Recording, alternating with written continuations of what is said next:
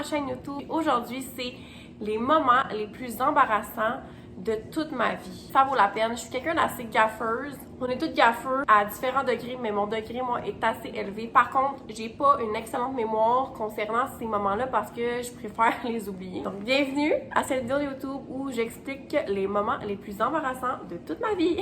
Bien sûr, j'en ai des pires que d'autres, mais je vais commencer avec une assez bonne qui m'est arrivée il y a à peu près 4 ans, je dirais. J'étais à Saint-Jérôme chez un ami, puis son entrée était faite assez bizarre, là, que quand on rentre, on doit contourner un fossé, puis se stationner en avant de ce certain fossé. Donc, je pense que vous me voyez venir. Quand je suis partie, il faisait noir le soir, puis j'ai juste reculé en oubliant qu'il y avait un fossé derrière moi. Donc, je suis tombée dedans. Oui, papa. Maintenant, tu sais pourquoi mon short est bossé en dessous. En tout cas, c'était hilarant, mais finalement, il y avait des bons Samaritains qui étaient dans la rue, puis ils m'ont aidé à me sortir de là. Ça a été facile pour eux, mais heureusement qu'ils étaient là parce que pour vrai, j'étais désespérée. Genre, pourquoi? Mais pourquoi j'ai fait ça? Genre, j'ai pas pensé regarder en arrière. Voilà, vous savez tout maintenant. Deuxième anecdote cocasse. Celui-là est un petit peu moins pire, mais on l'a toutes déjà fait, les filles, je pense, au moment du secondaire où nos formes commençaient à sortir un peu. J'ai oublié de mettre une brassière. Mais c'est que là, de nos jours, c'est correct de pas mettre de brassière. Mais quand t'es au secondaire, t'es en secondaire 2, t'assumes pas tes formes encore, tu comprends pas trop qu'est-ce qui se passe, t'as des seins que t'en avais pas hier, t'es comme... J'ai oublié de mettre une brassière. C'était la mort. Je voulais partir. J'ai appelé ma mère. J'ai dit, maman, je suis malade. Elle est venue me chercher. Non, mais pour vrai, c'est sûr, ça vous est déjà arrivé, les filles. J'entends souvent ce genre d'histoire. Dans ce temps-là, c'était très embarrassant. Je me sentais vraiment pas bien dans mes culottes cette journée-là. Ou bien, je me sentais vraiment pas bien dans mon t-shirt. Ça fait à peu près 5 ans de ça, je crois. J'étais au glissade d'eau. Puis, j'avais mes menstruations cette journée-là. Il y avait ma corde de tampon qui dépassait de mon maillot de bain, mais c'est que ça faisait un bout, que c'était comme ça, et personne ne me l'a jamais dit. Et c'est en me penchant que j'ai vu la corde de tampon, puis honnêtement, avec le nombre de personnes qui ont au glissade d'eau, qui doivent avoir vu ça, j'étais mal. J'avais pas confiance en moi, je m'assumais pas du tout, puis j'assumais encore moins qu'il y avait une corde de tampon qui dépassait de mon maillot. Seigneur.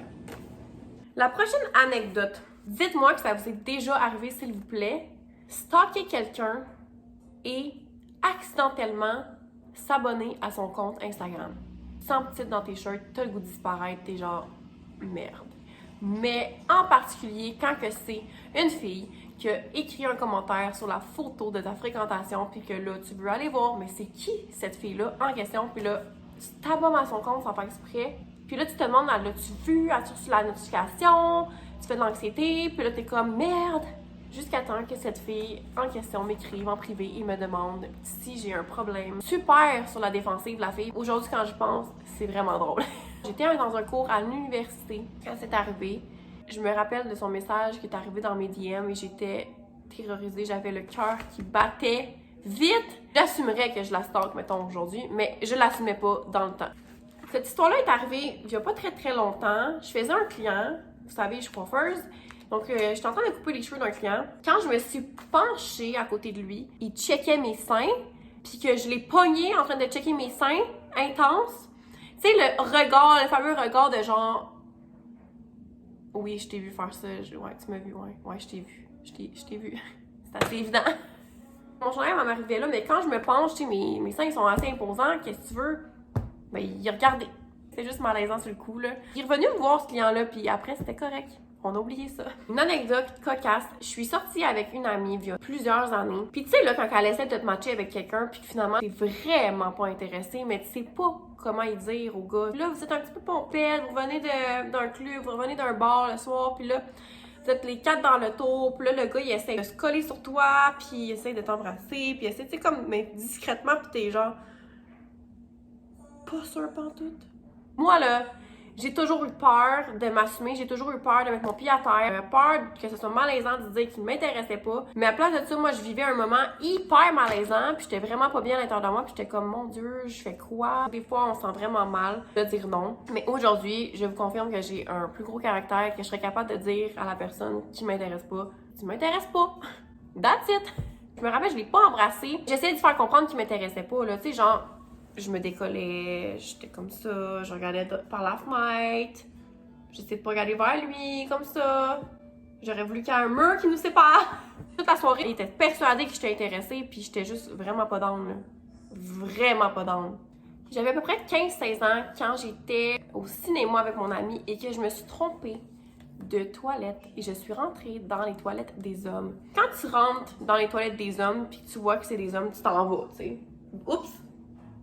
Ça l'arrive souvent. Sauf que là, moi, je suis rentrée comme face à face avec un gars qui est en train de faire pipi. Mon réflexe a été de juste fixer le gars. J'ai juste figé totalement pendant un bon 5 secondes. Mais 5 secondes à fixer un gars que tu connais pas, un doute qui est en train de pisser, c'est un petit peu malaisant. C'est un petit peu bizarre, tu sais. Quand t'as 15 ans, c'est comme la fin du monde. Elle était bien là, je l'ai vu. Moment très malaisant quand t'es avec ton chum. Bien sûr, il habite chez ses parents. T'es en moment intime avec ton copain et que sa mère ou son père rentre dans la pièce et qu'il te pogne en train de faire tu sais quoi. Après ça, faut que tu descendes en bas pour aller souper avec eux, puis t'es comme... T'essaies de pas croiser leur regard. Mais tu sais, dans le fond, c'est quelque chose de normal, là. Mais quand t'es jeune, puis que c'est comme ta première relation, t'es vraiment pas down que ta belle-mère ou ton beau-père te surprenne en train de faire la chose. Celle-là, je suis certaine que c'est déjà arrivé à tout le monde, que quelqu'un vienne te voir dans un endroit public, qui est sûr qu'il te connaît. Hey, comment ça va? Ça fait longtemps, ma belle! Pendant qu'elle te parle, t'es comme, mais c'est qui? J'ai dit-tu que je la connais pas? J'ai dit-tu que je me rappelle pas? Puis là, t'es juste comme, ouais. Fait que finalement, ben, t'as jamais su c'était qui. C'est clairement déjà arrivé à quelqu'un d'entre vous, je suis certaine. Donc, c'est tout pour cette vidéo-là. J'aime ça faire des vidéos courtes aussi pour vous divertir. Donc, j'espère que vous avez apprécié et je vous souhaite une très bonne journée. À bientôt! Je vous aime.